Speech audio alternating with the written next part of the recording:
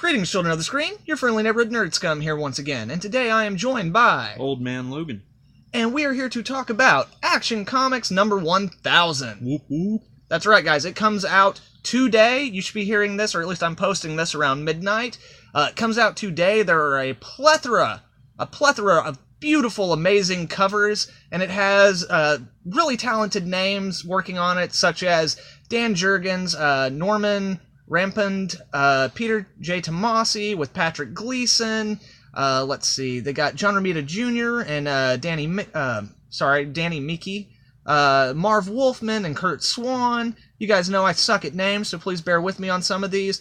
There's a story with done by Jeff Johns and Richard Donner with art by Oliver Coppel. Then we've got Scott Snyder with Raphael Albuquerque, a name I can't say, but man, he's freaking awesome. And then we got Tom King with Clay Mann. We got Louise Simonson came back for this book. That was awesome. With Jerry Ordway, Paul Dini, with Jose Luis Garcia Lopez. That one I think is inked by Kevin Noland, I believe. Then we also got Walter Simonson doing a pinup, along with, like I said, John Romita Jr. Yeah, and which is awesome. Yeah. And then we got Brad Metzer with John Cassidy. Cassidy, not Cassidy.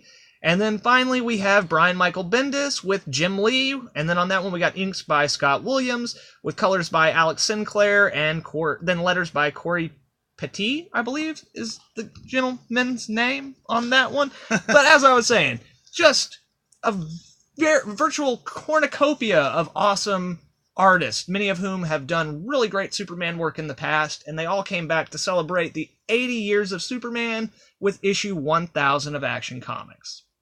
So, Old Man Logan, what'd you think? Oh man, I'm not even much of a Superman guy. I don't read a lot of Superman comics. I've only read a couple of the real big popular ones. But man, just everything I've kind of thought about Superman really touched base with a couple of the stories in there. And I'm sure anyone else that picks that up, their idea of Superman will at least identify with one of these stories by one of these writers. It is just awesome. Yeah, absolutely. All of the stories, for the most part, seem to focus in on kind of a distillation of that writer or that artist's interpretation of the most iconic elements of Superman. Right, yeah. When I got into it, I didn't know exactly what to expect, but the further I got in, that's the tone I got from it, was everyone's distillation of the... Yeah, and actually, like you were saying, I'll be honest, I'm not the biggest Superman fan myself. I enjoy the character, and I've never disliked the character, but at the same time, there are very few Superman stories that have really resonated with me. And, in fact, this run of Superman and Action Comics and Rebirth is the first time I've ever... Yeah, the past 10 issues or so. Yeah. Awesome. Yeah, it's been great. And it's the first run of Superman where I've bought the whole run. Right.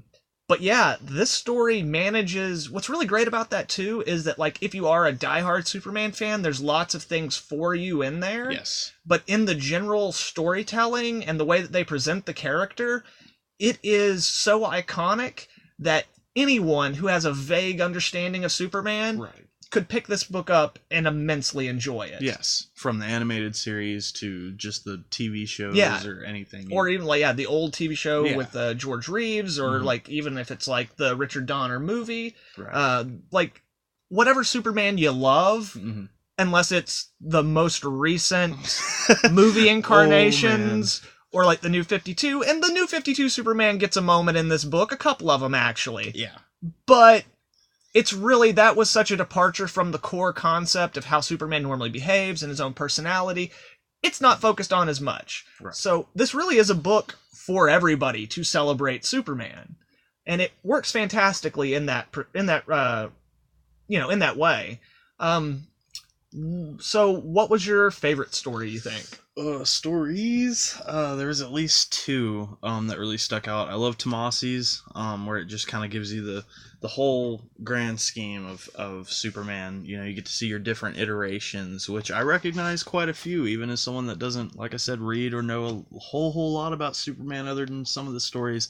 It really hit base, especially with the final page it was a birthday, which is what it really feels like reading this issue in the first place. Yeah. And then the other one would really be the Faster Than a Speeding Bullet one, just because that was just a cool personification of that phrase with Superman. Yes. The Tomasi story is the second one in the book, and it's called Never Ending Battle, which sees Superman kind of getting thrown through time by Vandal Savage. Like time loops of himself. So we get to see all these alternate versions of Superman in like iconic stories or in iconic moments from his history, and kind of get to see him relive the path that he's taken through the 80 years of his comic book life. Right. And then the other one, Faster Than a Speeding Bullet, is that awesome. Like, it's awesome. It's done by Brad Metzler and John Cassaday. Yeah. And it's only like 3 pages, but it feels like it does its job so well. That one is basically set up with there's a guy who's taken a hostage,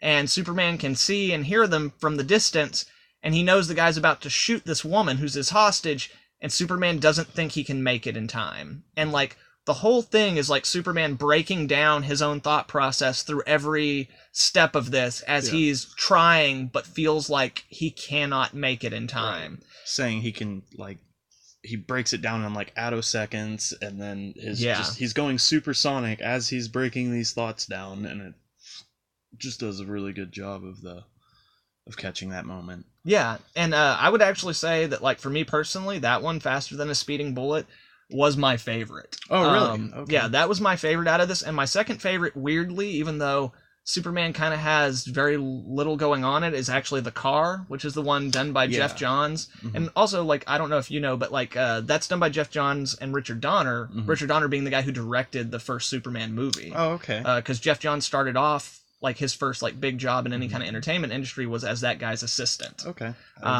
So, yeah, that story's written by them, and that's the one where, like, the dude... Basically, Superman stopped a dude from doing something and, like, wrecked his car and put him up on a flagpole, and the dude basically takes the car to get repaired, and the mechanic's just like, if I were you, I would just junk it, you know? And then Superman shows up, and he's like, hey, man, I looked into you. Like, yeah, you're kind of a jerk, but I see why you're a jerk. Yeah, you had a hard life. Yeah, but... And basically the crux of it is, like the car, you know, you can either throw it in or you can fix it up. One or the other, you know? And you can throw your life away or you can fix your life. And there's just this one beautiful panel of the guy smiling as he's clearly busted open a fire hydrant for some kids to play in, after telling Superman about how hot it used to be where he grew up and how he always wanted a pool, but there never was one. Yeah. So again, it's just another great story about how, like, a focus story on, like, how Superman affects individuals. Right. The first story does a good job of that as well. Yeah. With the announcement ceremony. Yeah, it does. Testimonials. Right, yeah. There's a story where in the beginning, the very first one, which is the one by Dan Jurgens and Norman Rippamund, I think. Rippamund? I'm sorry, dude. You're a great artist. I'm sorry I butchered your name. I suck. And actually, Dan Jurgens drew that one as well, and Norman Rippamund is actually doing inks on it. But anyway, he does great inks, and I'm sorry I butchered his name.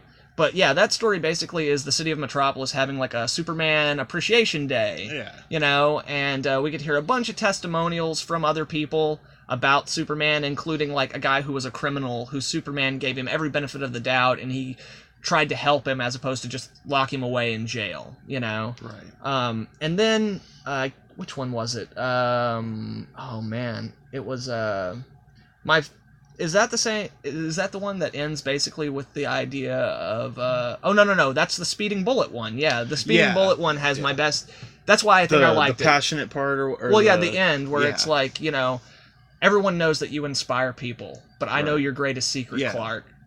The people inspire you. Yeah, which is awesome. And there's one of the other stories where it really reiterates that by his like opinions of humans, of Earthers. Yes, absolutely. They do a lot of that in this book, and again, like, it cuts to the core of what makes Superman Superman. Him seeing the good in each and every one of us, and wanting to be a symbol that can inspire us all to be the best of ourselves.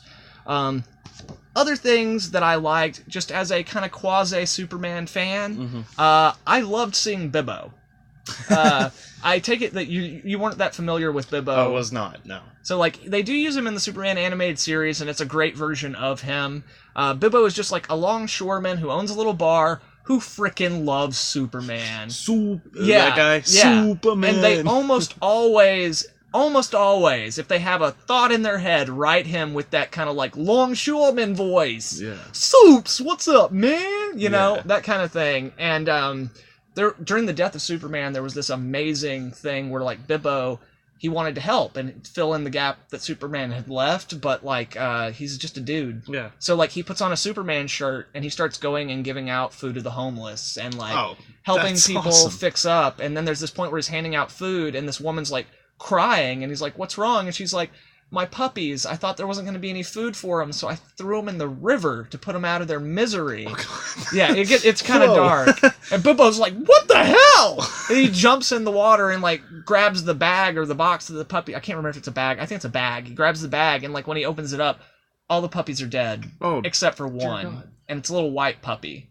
And he takes it home. Does he name it Crypto? He wants to name it Krypton to, like, you know, where Superman's from, but he doesn't they can't put that many letters, or he can't afford that many letters, so they leave off the N, and it's Crypto. Oh, that's awesome. And, like, in a DC post-crisis landscape, that was their way of being like, oh yeah, there is a Crypto, he's just not like a Kryptonian dog with powers. It's more lived in. So anyway, I loved seeing Bibbo, and I loved seeing Mr. Mxyzptlk. Oh, yeah, that was a over my head moment. Is that another character that you're not that familiar with? I enjoyed it, but I wasn't sure quite what was going on. Yeah, the Action Land or whatever. Yeah, he's an imp from. That's the story by Paul Dini, which again, fantastic. It's Mr. Mxyzptlk, and we kind of just ruined it for you. So spoilers, I guess. Hopefully you're gonna go out and read this anyway. I'm not gonna give away all of the endings to the stories, right? But basically, Mr. Mxyzptlk has concocted this Superman Land attraction in his, like, because basically Mr. Mxyzptlk has the ability to alter reality. He can do anything, literally. Right. He's Franklin Richards from Fantastic Four, or Batmite. Him and Batmite, and, like, they even show Batmite in that one frame. They're kind of the same thing. Or if you're familiar with the Flintstones, it's the Great Kazoo. Okay. A little alien who shows up just to screw with our main character in funny ways. And in this, he's basically imagining a world where after Superman has been destroyed by him, where there's now this great amusement park. And again, I'm not going to, like, ruin how the story ends, because it's pretty awesome. But I loved seeing him, and normally when he shows up in a story, it gets really contrived, because the only way for Superman to defeat him is to get him to say his own name backwards. Yeah. Whoa. So how many great stories can you really tell? Yeah. You know? They used him... That and trying to... It was a chore just to read the 3 pages of Mxyzptlk. Like, I can't imagine the whole book. And I'm sure in the comments of this video, there'll be someone correcting the way I'm pronouncing it.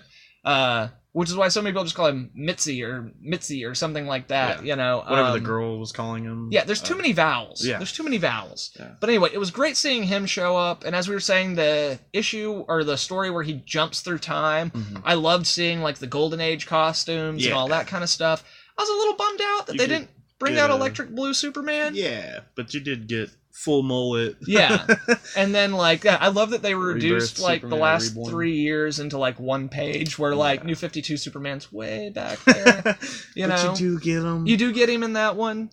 Okay, so now the thing that I'm sure everyone's going to be wondering about, we've praised this book. It's definitely good. It's $7.99. I would pay that easily for it. Oh yeah. And with all that can sit on your shelf, and you can show people that. Yeah, like, hey, absolutely. Man, like, if you're not a Superman guy, this will show you some stuff. This book will never age. Yeah. Almost. Almost. Why do you say that, nerd scum? Because the final book, as we discussed earlier, the final entry in this book is the first Brian Michael Bendis Superman story, and let me tell you this, it does not suck. Because it's not long enough to know if it sucks. Like, it's got art by Jim Lee, and it's written by Brian Michael Bendis, and in general, it's actually like a fun little few-page story. It's not damn cool. It's not bad at all. Here's the thing, though, guys. Brian Michael Bendis' story at the end of this celebration of 80 years of Superman is the prelude to his Man of Steel series. So I don't know if that means that if you buy Man of Steel without this, you won't have any idea about that setup, or if it means that this story being in this book is actually even more useless than that, and that these pages will actually be included in Man of Steel 1. There will be, or we just won't get to see. Like, I don't know. When I read it, I was hoping when I pulled to Bendis' story, I'd see him do a similar fashion. Yeah, like everyone else of the writers. Yeah, like you have Tom King, Scott Snyder, like these big names doing their versions of Superman. Mm-hmm. So I was really hoping we get to see Bendis. He's talked about his version of Superman. Yeah, a lot. But we didn't get to see it. So, and here's the thing, guys. Like, okay, so the premise of Bendis's is it starts off. Here's the thing. Have you seen have you seen Zack Snyder's Man of Steel? Did you like that? Because that's basically what his few pages of this book are. Basically, it starts with Superman getting punched through a bunch of buildings in Metropolis. Demolishing buildings. And it is just like Man of Steel, where, like, whole buildings are gone. They don't show you anyone dead, but there's no way that that civilians are not dead in this. It's impossible. And here's the thing, like, I would like to tell you what I think of Superman's version, or Bendis' version of Superman. We don't know, because he spends almost the entire story knocked out. Yeah. So we have no idea what his ultimate version of Superman is, and, like, how he talks, or how he thinks, or, you know, how he feels. We do get, like, a 4-panel conversation about him having the trunks back. Yeah.